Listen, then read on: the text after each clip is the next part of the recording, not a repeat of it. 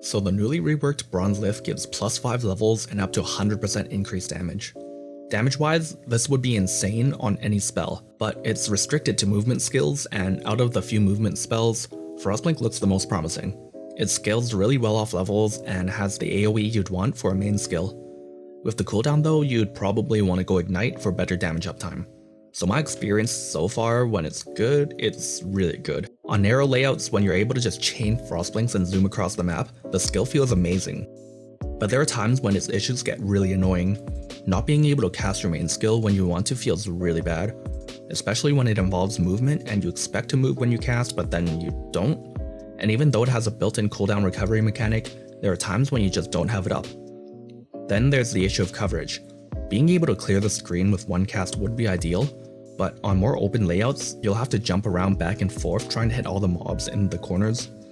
Also, when it comes to bossing, needing to blink right on top of the boss to do damage is kinda scuffed, to say the least.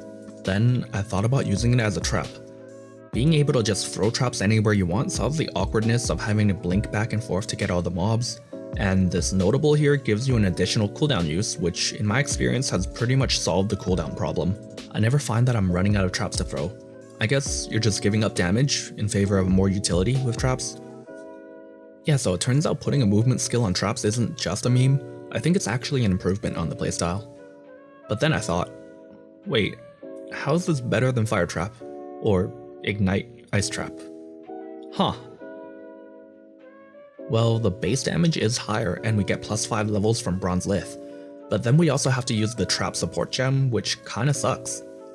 It has a less damage multiplier, and for whatever reason, the Frostblink traps don't trigger at the end of their duration, which kinda killed my initial idea of playing it hit-based with Sunblast having the traps auto-aim.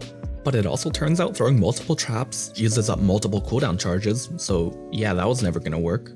Well, at least it has high meme value, and it seems pretty viable. Like, my gear is super scuffed right now, skill points unallocated, and I don't even have most of my clusters. And well, the damage doesn't seem that bad.